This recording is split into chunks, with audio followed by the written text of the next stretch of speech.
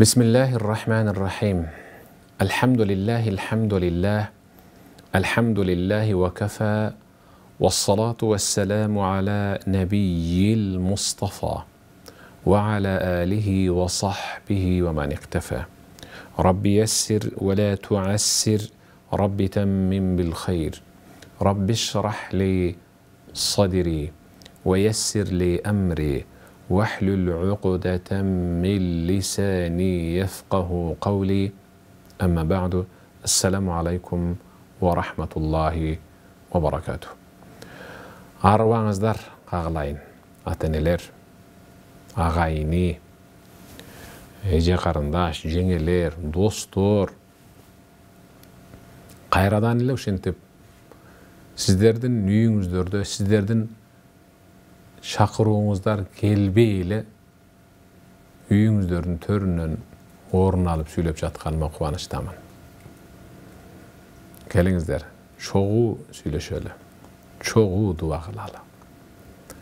Мен сөйлейін, сіздер тыңдап оңыздар. Тұтқан оразаңыздарды Аллах Таалам кемшіліксіз қабыл қылсын. Мындай шарт ардайым түзіле бербейді. Рамазанда сериалды қойып, bir az bolsa dağı dini malumat alış üçün sabaqa көңіл жақсылап бұрыңыз. Бүгінгі сабағымыздың темасы Рамазан жана түнгі ибадаттар. Күндүзгі жана түнгі ибадат болып екіге бөлінеді. Күндүзгі ибадаттар, аны сіз жақсы білесіз.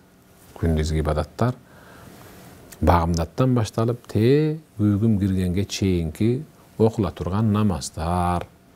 Керек болса сіздің ата енеңізге қадам таштап барғандағы зияратыңыз, қайын жұртығыңызға барған зияратыңыз, бір туған ағаңызға, ежеңізге, бір туған енеңізге, қарындашыңызға болған қамылғаңыз жана зияратыңыз бұл да ғибадат болып есептеледі. Достордон хабар алу ал өзүнчө ибадат болып есептеледі. Құрсақ тойғозуш үшін атайын адал эмгек бешене тер менен дыйканчылыкка баруу, базарға бир нерсени сатуу жана сатып алып келүүнүн өзү дагы чоң ибадат болуп эсептелет. Анткени баарын сиз адал жол менен аткарып жаткандыгыңыз үчүн.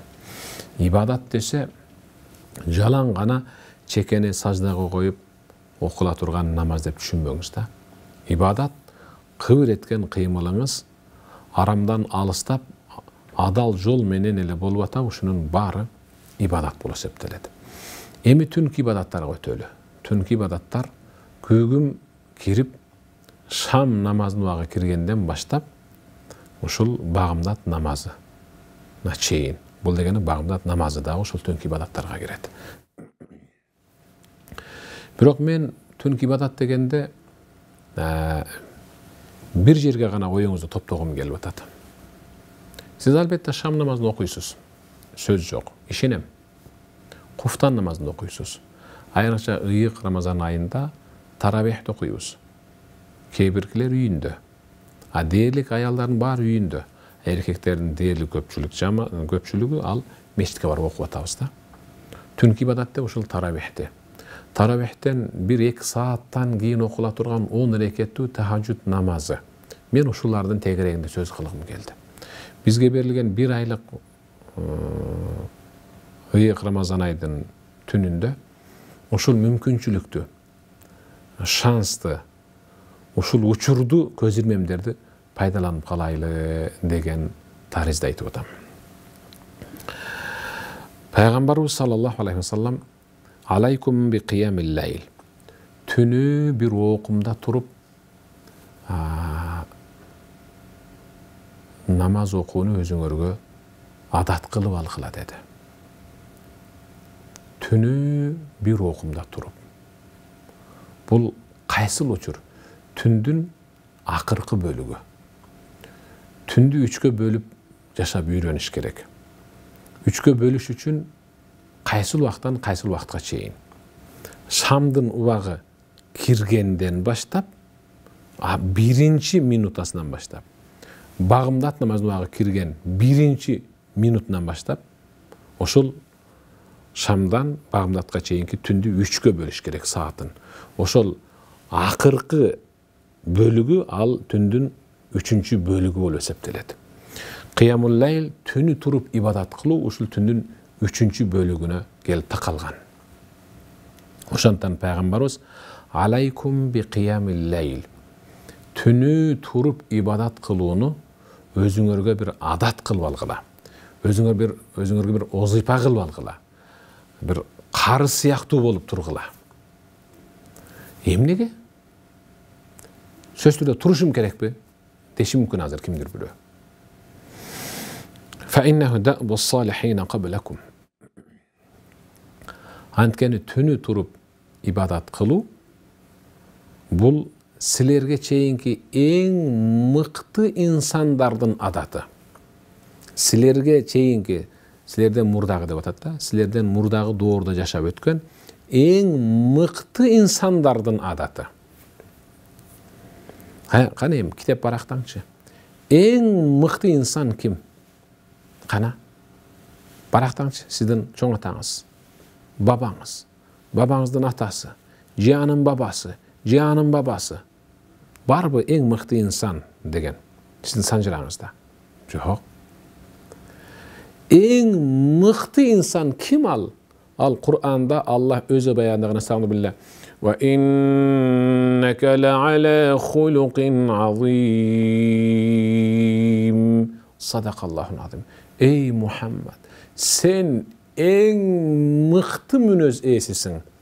Мүнөз жаатынан, кулк адеп, жүрүм турум, мамиле, жашоо тарабынан сенден өткөн эч бир мыкты инсан жок деди. Аллах өзү айтты.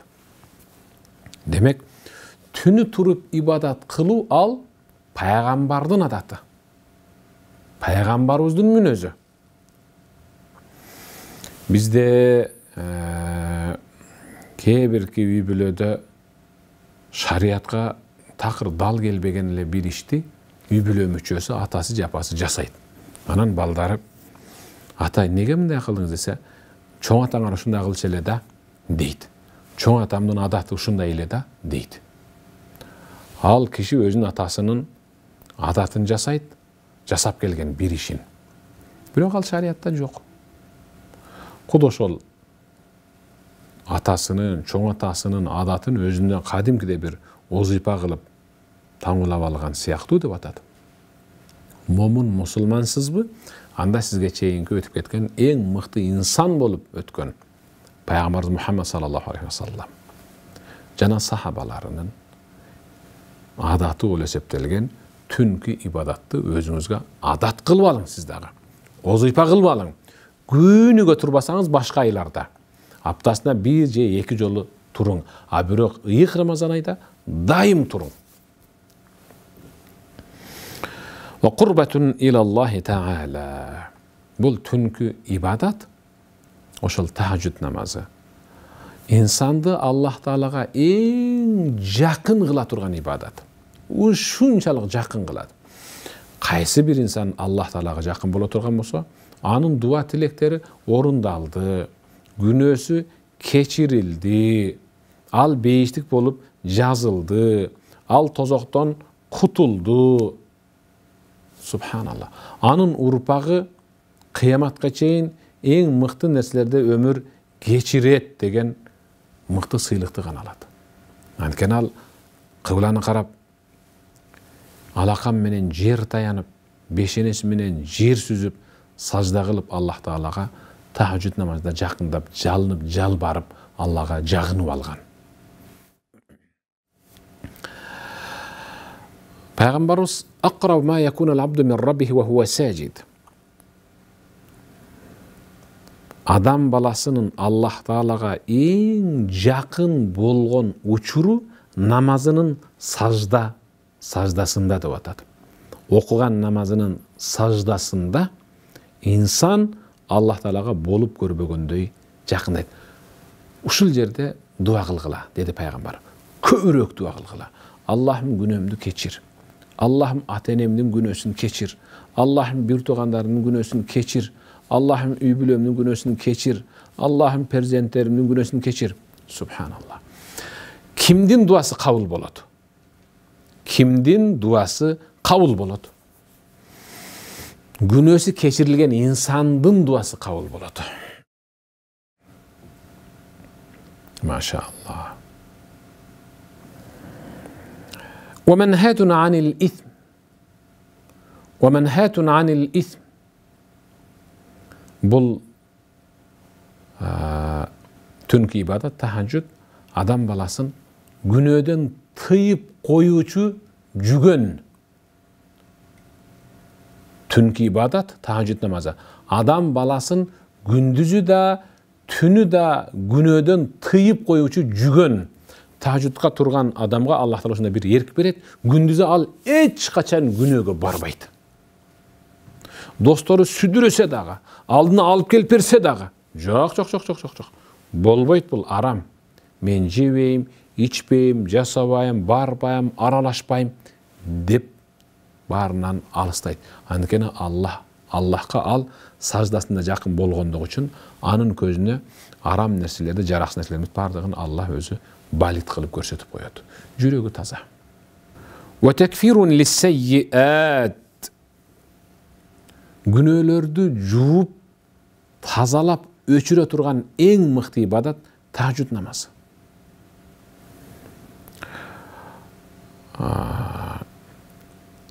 Maga uşul hadistin içinen en jakkan jeri akırkısı matradatun lidda anil jasad.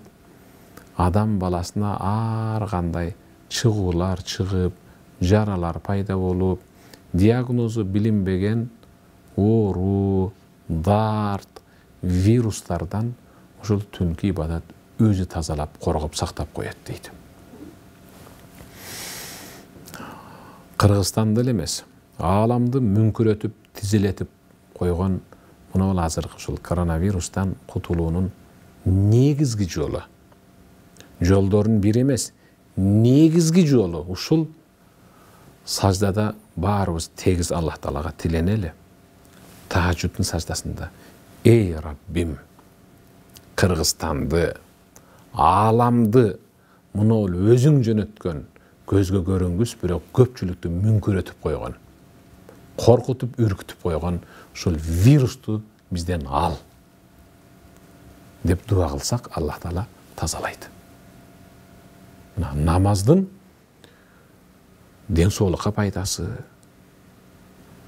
jaşoosuna paydası, üy-bülösüne paydası, dünyösüne paydası, ahiretine paydası bar ekenin birle söz menen Peygamber sallallahu aleyhi ve sellem jetkirip berdi.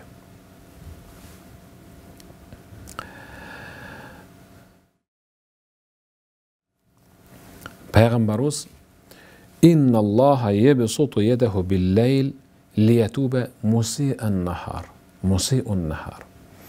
Allah Taala keçirim kolun uzatat bendelerine.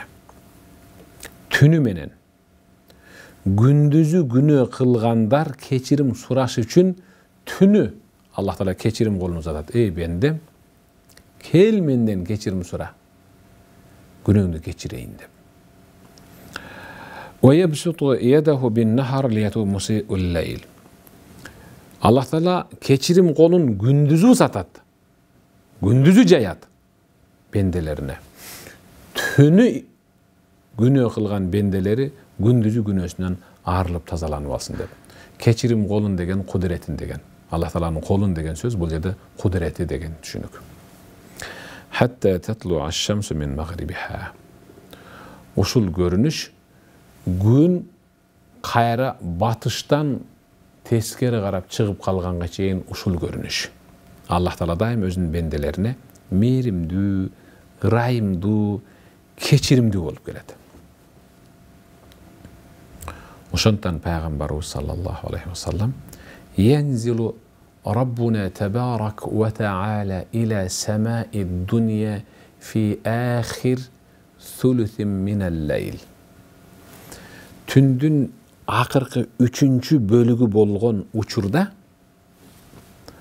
Allah Taala'nın merimi, rahmatı, ırайымı, dünyanın asmanı, Dünyanın şıbı bolğan kөгөрүp турган асманга түшөт. Түшүп эле Аллах Таала кайрылат. Хал мин мустагфирин агфиру лах. Жасаган күнөөлөрүнөн кечирим сурап мага жалынып, жалбарып, ыйлап жаткандар болсо кечире калайын. Хал мин таибин атубу илейхи. Тооба кылып, жаза басып, жасап алган жаман ишине өкүнүп, кайгырып, бышактап, ыйлап, менден кечирим сурап жатканда болсо тообасын кабыл кылайын. Хал мин саилин уатила. Же дүниөлүк, же ахиреттик бир муктаждыгын сурангандар болсо бере салайын дейт. Бирөө перзент сурайт, бирөө үй бүлөсүнүн оңолуп кетишин сурайт. Bir ayal бар, жазданып жатса жаздығын, сажда кылса жай намазын көз жашы менен нымдатқан. Анткени анын күйөөсү эмдиги чекти талтаңдап басып, арак ичип оңол элек. Кээ бир эркек бар, сажда кылганда эч ким көрсөтпөй бурчка отуруп алып, ыйлайт, бышактап, жубайына да көрсөтпөйт, балдарына да угузбайт. Анткенин аялы эмдиги чекти орун элек же намаз окуй элек. Ушундайлар бар. Дагы бир ата бар, дагы бир апа бар. Уулу менен келини жакшы жашабай атат. Кызы турмушка чыгып, негедир олку-солку же согунчо канап төрөй элек. Балдары начар чыкты. Бир туугандары безери. Бир перзент бар. Ак эткенден так этип, ойлуу басып, ойлуу жашайт. Анткени ата энеси экөө тең динде эмес. Бир кыз бар. Негедир өң алеттен кеткен. Мурдагы сулуулук, мурдагы сөз, мурдагы шаңкылдаган күлкү жоголгон. Анткени ал оронойын десе, ата энеси каршы. Ушулар ушинтип Аллах Тааладан жалым жалбарып келе жатат да. Буйрса ушулардын кылган дуасы менен ата энеси намаз окуйт. Перзент да мыкты болот, күйөөсү оңолот, аялы оронот. Иншалла. Пайгамбарыбыз Мухаммад саллаллаху алейхи ва саллам мындай деди. Айюханнас, эй адамдар, афшу салам, саламды угуза айткыла. Ассаламу алейкум деп угуза айткыла. Кошунаңарга, жолдо, таанышка, чоочунга деле, санаалашка, үй бүлөңөргө ассаламу алейкум деп угуза айткыла саламды. Эмнеге? Пайгамбар деп жатат дагы бир хадисте. Эгерде кайсы бир инсан эшигинин туткасын кармаары менен Бисмиллахир-рахманир-рахим деп ачып, ичкери киргенде ассаламу алейкум деп жубайына, ата энесине, уул кызына, неберелерине салам айтса, Аллах Таала ал үйгө болуп көрбөгөндөй ырыскы жана береке киргизет. Береке деген үйдө тынчтык орун алат. Эгерде кайсы бир эркек эшигин туткасынын кармаганда да бисмиллах дебесе, үйгө киргенде да ассаламу алейкум дебесе, ал үйдөн Аллах Таала берекени алып таштайт. Чыр, шатак, ый, ажырашуу жана башка. Ошондон пайгамбарыбыз афшу салам, саламды угуза айткыла. Мурда сахабалар колдору бошоп калганда бири-биринин эшигин тыкылдатып, чыгып, ассаламу алейкум деп учурашып, бир экичөө болуп жүргүлө. Базарга бир эки жолу кирип чыгайлы деп. Башынан кирип ассаламу алейкум, бирди оңунда, бирде солдогу бүт сатармандарды, сода кылып жаткандарга салам берип, түшүп, кайра экинчи катары менен салам айтып чыгып, ушинтип базардан чыгып кетишкен. Базардагылар дайым киресиңер, же бир нерсе албайсыңар. Эмнеге мынтесиңер десе, салам айтуу менен бир соопту мол кылып жыйнап алайлы дегенибиз го дейт. Салам айтуу үчүн дарат алуу керек эмес. Салам айтуу үчүн кыбланы кароо шарт эмес. Салам айтуу үчүн мисалы убакыт чектелген эмес. Мына ушул убакытта гана айтышың керек деп, намазга убакыт бөлөнгөндөй. Карабайсызбы кандай сонун ибадат. Андан кийинки ат'имут таам. Тамагыңардан бөлүшкүлө. Тамагыңардан бөлүшкүлө кошунаңарга, жетим жесирге, бир тууганыңарга айрыкча ушул ыйкырамасан айта. Валинул калам. Сөзүңөрдү жумшак кылгыла. Назик, уккулуктуу, богоздонбогула. Тилденбегиле. Сөгүнбөгүлө. Айрыкча ыйкырамасан айта. Ушул тилденбей, тилди жакшы сөздөр менен алектендирип үйрөтүп коюу менен калган 11 айды да кодошондо жашаганга аракет кылгыла. Wasallu bil-layl wan-nas niyam. Мынеке, токатерине келип атабыз. Wasallu bil-layl wan-nas niyam. Адамдар коңурук тартып уктап жатканда, силер чекеңер менен жер сүзүп, Аллах Таалага жалынып, жалбарып, түнкү намазды окугула деп атат. Субханалла. Адамдар коңурук тартып уктап жатканда, силер чекеңер менен жер сүзүп, Аллах Таалага жалынып, жалбарып, сажда кылгыла, намаз окугула, Аллахтан кечирим сурагыла, Аллахка жакындагыла. Тадхулуна жаннат раббикум бисалам. Ушинте турган болсоңор, Раббиңердин бейишине тынч, эсанаман, кайгы, капа, ый жана бир жаман нерселерсиз кирип кетесиңер, бейишке деп атат. Субханалла. Мынеке түнкү ибадаттын мааниси, түнкү ибадаттын маңызы. Абу Дардадан сурашты. Бир риваятта Хасан ал-Басридан сурашты.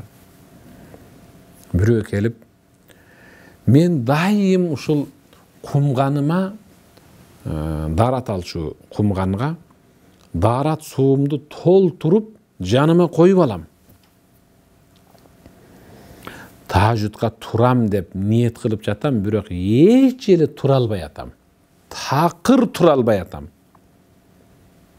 Кандай жолу бар? Деп сурады эле Хасан ал-Басри айтты. Утруку зунуб. Кайядатка зунубук мин киямил лайл. Күндүзгү күнөөнү токтот. Күндүзү оңду солду басып, арам адалды ылгабай, арамга көбүрөөк ынта коюп, богоздонуп, ха-ха-хи-хи кылып, тамашалап, басмырлап, ар кандай жасаган жаман иштериңдин баарын күндүзгүсүн токтот, түн ибадатка тура аласың. Анткени сени күндүзгү кылган күнөө жаман иштериң түнкү ибадатка тургузбай кишен деп уктатып коюп атат дейт. Кээ биркелер айтат го, сухурда уктап калыптырмын. Сахур жебей ичпей калыптырмын. Чочуп ойгонсом жарып кетиптир. Эми эмне кылам? Жейинби же жебейинби? Жөн эле ниет кылып коемби же жейинби? Же ниет кылбай бирөтөлө бүгүнкү күндүз жебирсемби? Телефонду койгом да. Коңгуроого койгом. Укпай калыптырмын дейт. Ооба укпайсыз. Укпагандыгыңызга ишенебиз. Анык укпайсыз.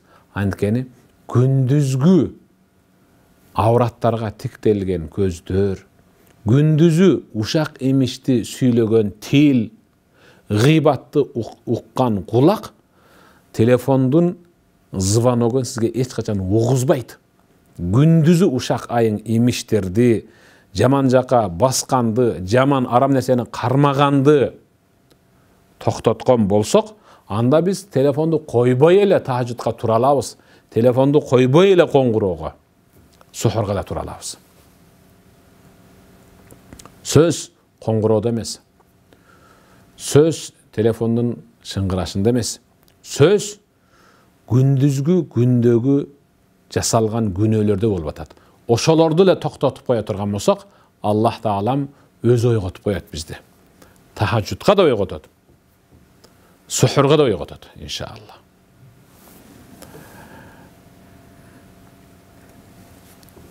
Мен бир нерсени айткым келет. لا يزال الإنسان صريعا تحت الشيطان حتى يذكر الله ويتلو القرآن. İnsan ardayım шайтан менен күрөшкөндө жыгылып анын астында калып кала берет. Улам жеңиле берет. Улам эки мүрөсү жерге тие берет.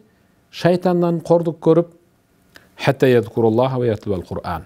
Аллахты зикир кылып, намаз тургузуп, Кур'ан окумайынча. Аллахты зикир кылып деген намаз окуп деген да. Намазды тургузуп, Кур'ан окуган инсан шайтанды ошентип кайра-кайра жеңе берет. Шайтан андан жеңеле берет. Бул тахажжудка тура албай калгандар, сухурга тура албай калгандар көпчүлүгү ушул намазды олку солку окуп, мен багымдат тил окуп атам. 5-асырга өтө элекмин, аларга колум бошобойт дейт. А жегениңе, абет кылганыңа, түштөнгөнүңө убакыт бар. Бирок ошол учурда окула турган намазга эмнеге убакыт жок? Жумуштан кийин түз досторуң менен чайканага барганга, кафеге барганга убактың бар, неге асыр менен шамды окуганга убактың жок? Андыктан келгиле. Намаз тургузуу, Кур'ан окуу, зикир кылуу менен биз дайым шайтанды жеңебиз. Сөзүмдүн аягында هناك من يستطيع الوقوف على جهاز السير ساعتين كاملتين لكي يخفف من شحومه ولا يستطيع أن يقف بين يدي الله ولو دقيقتين لكي يخفف من ذنوبه. Кейбір адамдар бар. Баягы беговая дорожка деген бар го. Чуркайт, үстүнө чыгып алып. Кейбір адамдар бар. Ошол жихаздын үстүнө чыгып алып, ашыкча салмактан кутулуу үчүн керек болсо 1 саат, 2 саат сабыр кылып кара терге түшүп чуркаган инсандар бар. Анткени ашыкча салмакта кетириш керек. Ушинтип чыдагандар бар, бирок 24 сааттын ичинде 5 убакыт намазга 1 саат бөлө албайт, күнөөдөн биротоло арылыш үчүн. Ушундай инсандар бар. Эмнеге? Анткени Аллах Таала сабилла. Wa innaha lakabiratun illa 'alal khashi'in.